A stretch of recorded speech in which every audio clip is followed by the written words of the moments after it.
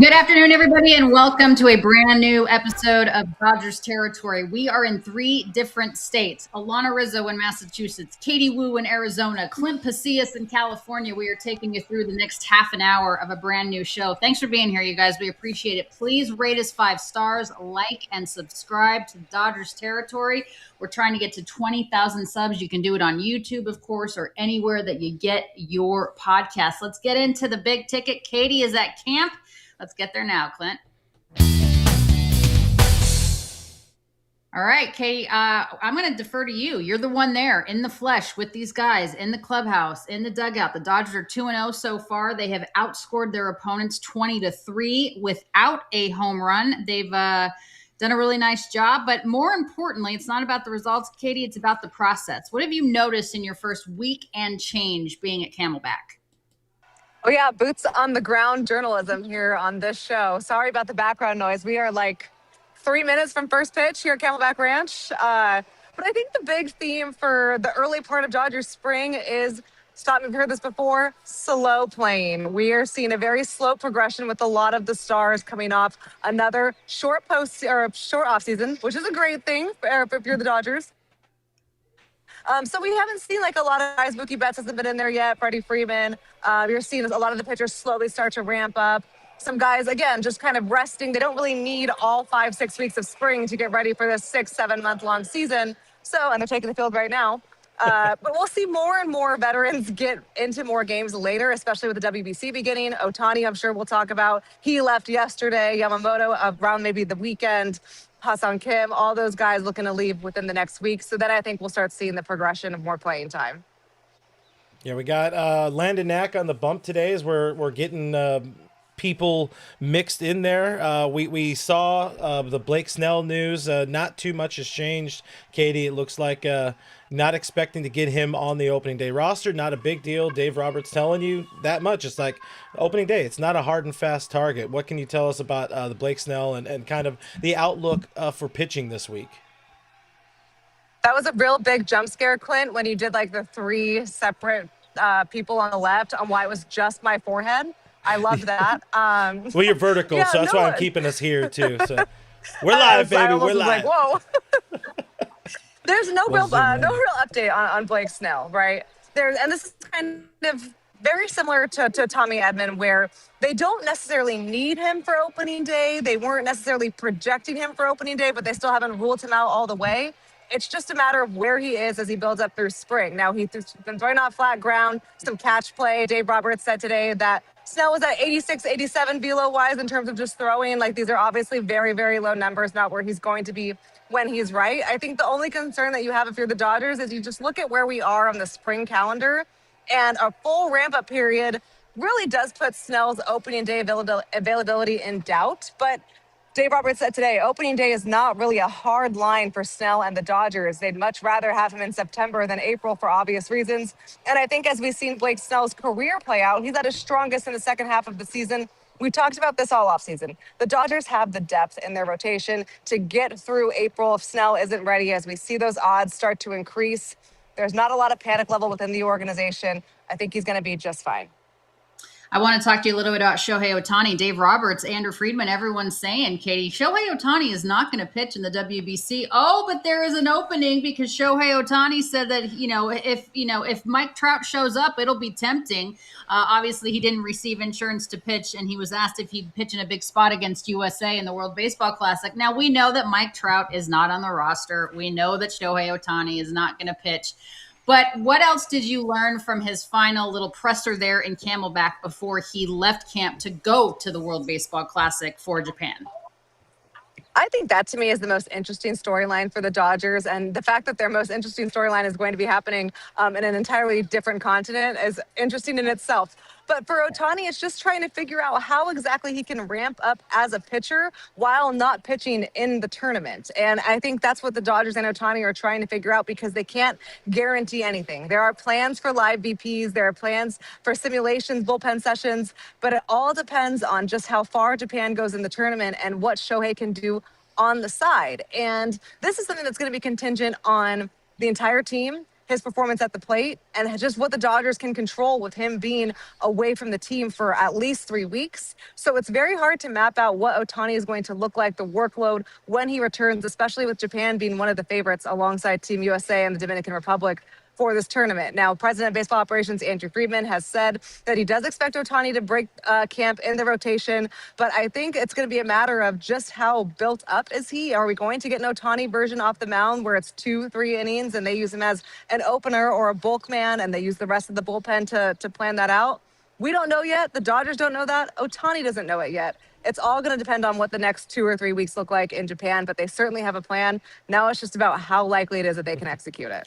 You know, Alana, this feels a lot to me like what we dealt with last year. We had the question a few times: what does Shohei's ramp up coming back from an injury? What does his look? What does that pitching ramp up look like while he's also DHing in games at 7:10 at Dodger Stadium? And I think we're going to see a lot of the same thing. We're going to see a little bit of simulated games, probably.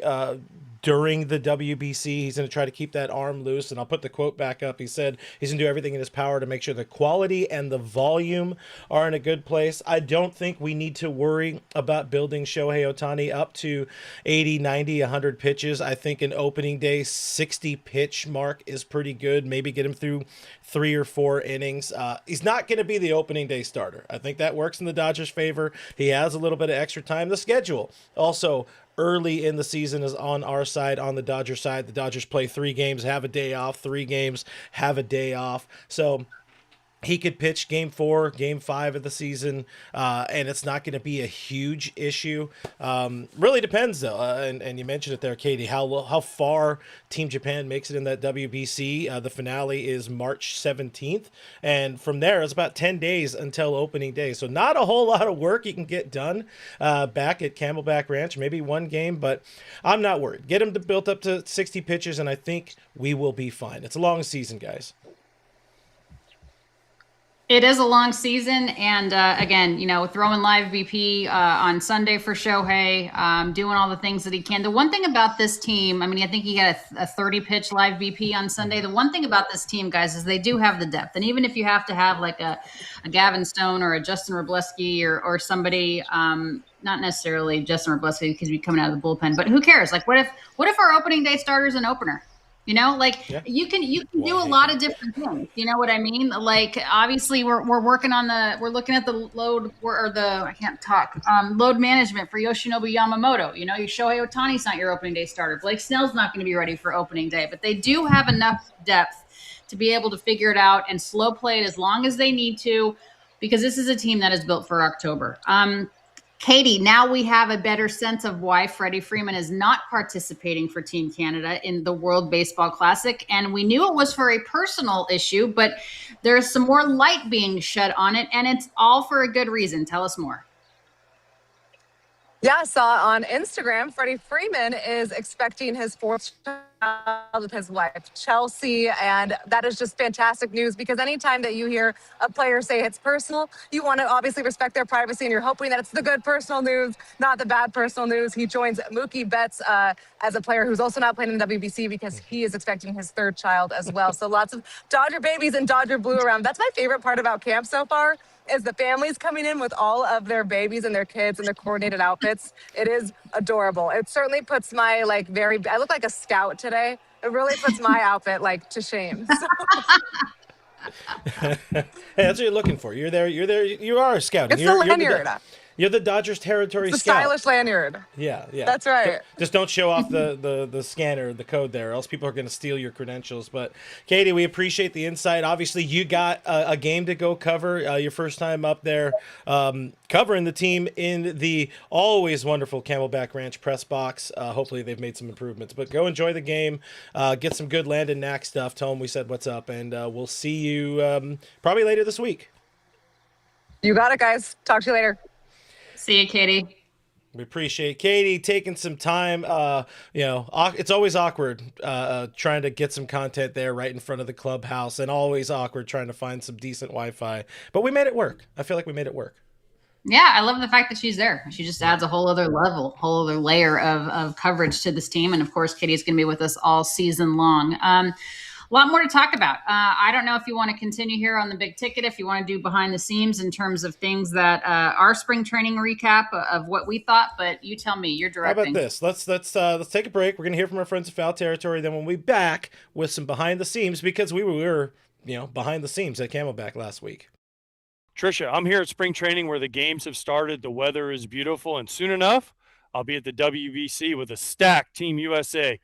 Scooble, Skeens, Judge, Raleigh, Bobby Witt Jr. Where else would you rather get seats than on SeatGeek? The #1 rated ticketing app with over 70,000 events listed on SeatGeek. It's not just baseball. There's the NBA, concerts, festivals, and the World Cup are now on there as well, which would be great to be at. And SeatGeek has your back. Each ticket is rated on a scale of 1 to 10, so you know that you're getting a good deal. So look for the green dots. Green means good and red means bad. Plus, every ticket is backed by their buyer guarantee. And of course, I have a code for you guys. You can use code Territory10 for 10% off your next set of tickets at SeatGeek. That's 10% off any tickets with promo code Territory10. Make sure you click the link in the description to download the app and have the code automatically added to your account so that you can use it later.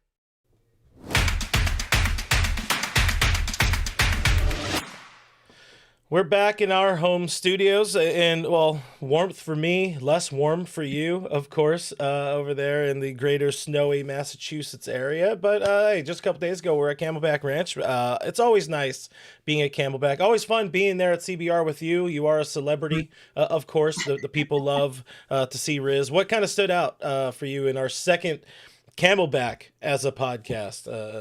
What'd you like? What'd you hate? I mean, the business as usual, right? Kind of like taking the lunch pail to the yard. I mean, this team is so laser focused, and we always ask, how in the world can a back-to-back World Series champion get better? And it's like they are just, even when they're splitting hairs in terms of things that they could possibly work on, they realize that there are things that, and think about the game 7 last year, right? Think about game 7 coming down to inches and having, Miguel Rojas doesn't make certain plays defensively. Kike doesn't make certain play defensively. Andy Pajes doesn't bail Kike out on that ball in center field. I mean, those are the things that these guys started practicing when full squad arrived. All of that stuff means so much at the right moment. And just the experience level, that stood out to me, the experience, the grittiness, the work ethic, all the things. And then, just how Dave, when we had the sit down with him, taking us through game 1 and then specifically 6 and 7, how he was his ability to be able to recall every single detail of a game. And he hasn't even sat down and watched the World Series yet. But him, just the natural recall of a man, and you're very good at this too, but like the natural recall a manager has of being able to remember every single thing that happened and what went down. And all, I mean, that to me is just, I can't remember what I did yesterday. I don't have good recall in terms of like, oh yeah, game 5, this happened and this was the lineup and this was the order. Yeah, that's not how my mind operates, but it's really neat to be able to kind of dig into the mind of Dave Roberts for that type of stuff. Yeah, with a lot of the good ones, how baseball players, how sports, athletes are able to recall so many moments from, for Doc, that's only a few months ago, but you can think of some people, pulling back.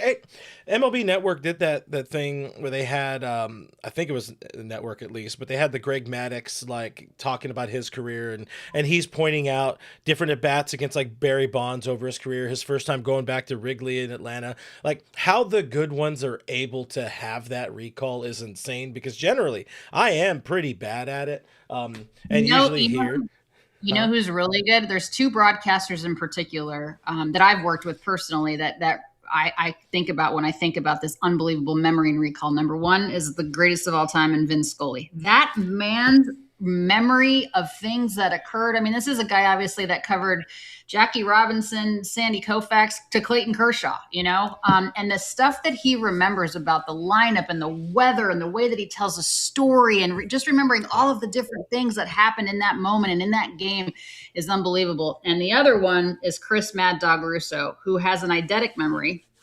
And if you don't know what that is, it's like if you watch Big Bang Theory, it's Sheldon from Big Bang Theory. And that's kind of like how Chris is. And it's just, but the ability to be able to remember that, don't think for 1 second, that doesn't help your career. If you have that type of recall and you know the history of the game and being able to like recall events and moments and also kind of like weave it into today's game. I absolutely envy people that can think of sports and stats and all of those things just at the drop of a hat.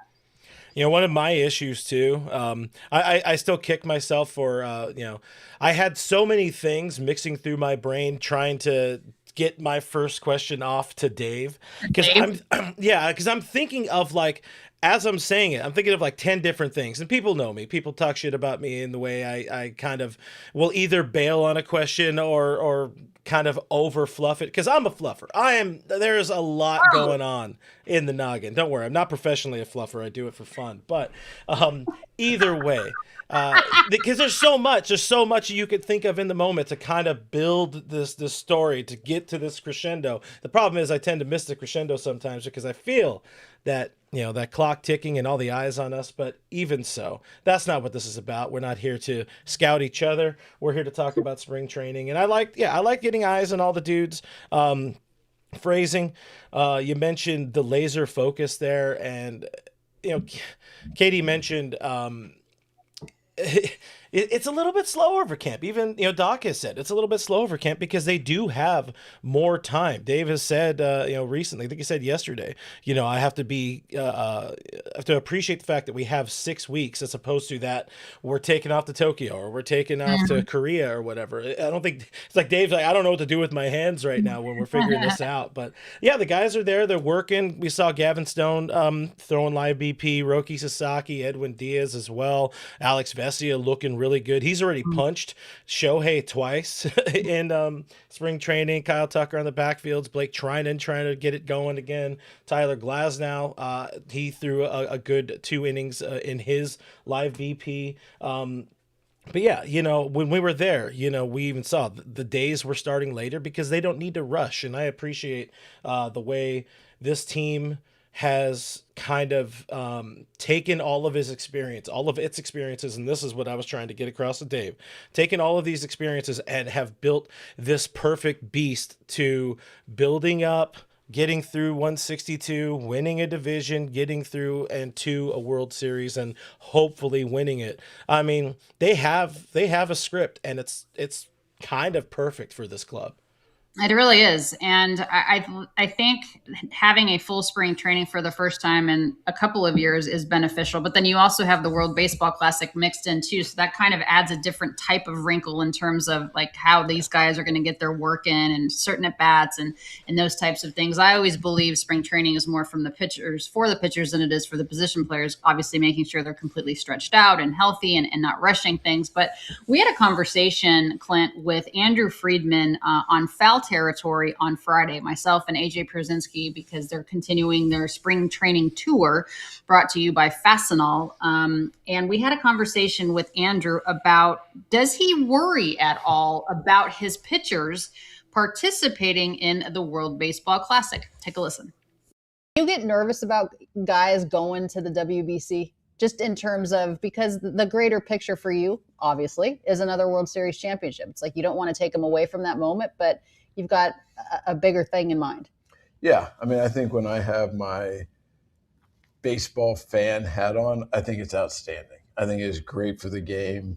Watching it 3 years ago, I loved it. I was hanging on every pitch. I enjoyed watching it. I thought it was great for the game. That being said, for our pitchers especially, to throw at that intensity in March worries me. With our designs of playing through October, so it's about preparing these guys as best we can, doing everything we can to put them in the best position to go out and do that, and then see where we're at as they come back. But yeah, the pitching makes me a little nervous. The position players, it's almost that they don't get enough. Like Will Smith and Cal Raleigh are going to alternate. Will's going to have way fewer plate appearances going in than he would have had he been here. And so even just building up the tolerance with his legs to catch and withstand that. So each guy's a little bit different. I love it in a lot of ways, but in some ways just wearing my Dodgers hat, it makes me a little nervous. Yeah, it makes us nervous to some degree. For me, I would say the Yamamoto factor makes me a little bit nervous. And we saw today for Team USA, Tarek Skubal only going to pitch in one game this WBC, which I don't know. I mean, I understand it feels a little I don't want to say it feels a little chicken shit, but it feels a little chicken shit to me to a degree. Give that spot to somebody else. So imagine if he blows out his arm, which could happen in that one outing. And then the Tigers are like, oh God, now what? Right. But I get it. It's such a balancing act, right? Like, and we can talk about this more. This is kind of be my thought for the road, but you want these guys to be able to have the opportunity to play for their country. But the bigger picture is they are employees of the Major League Baseball team. And that is who is paying them all of this money. It's not the World Baseball Classic. So I can see it from both sides. All you can hope for is good performance, good health, no injuries, no Edwin Diaz stuff from the last time that this happened. Thank goodness that, and he's pitching, he's playing for Puerto Rico. He's right back in there. So you can tell how much it matters to these guys. And the thing with Edwin Diaz too, at least that was like kind of a freak injury. It wasn't from pitching. It wasn't the actual act. It was, hey, they're celebrating. Not that it makes it any better, but I think it makes it a little less worse.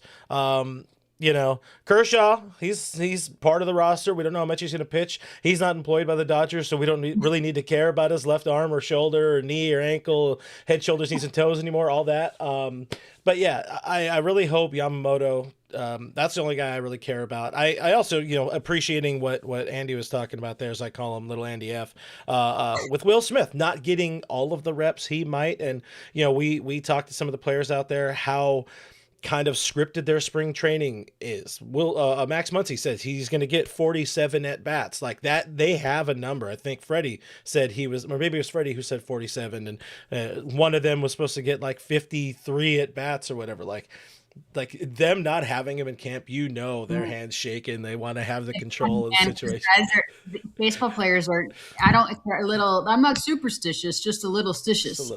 You're superstitious. So if you're like, oh my God, I'm only going to get 47. I'm supposed to get 53. What do I do? This is funny though. Dodger Dog 72 said, I think it's 721. Sorry, says if someone blows out their arm in the WBC, it's going to happen anyway. Stop the babying. I mean, I get it. That's a good point too. I mean, Probably, but then everyone's gonna be like, "Oh, it's because of the WBC." If he dies, he dies. I mean, that's a little aggressive, but okay.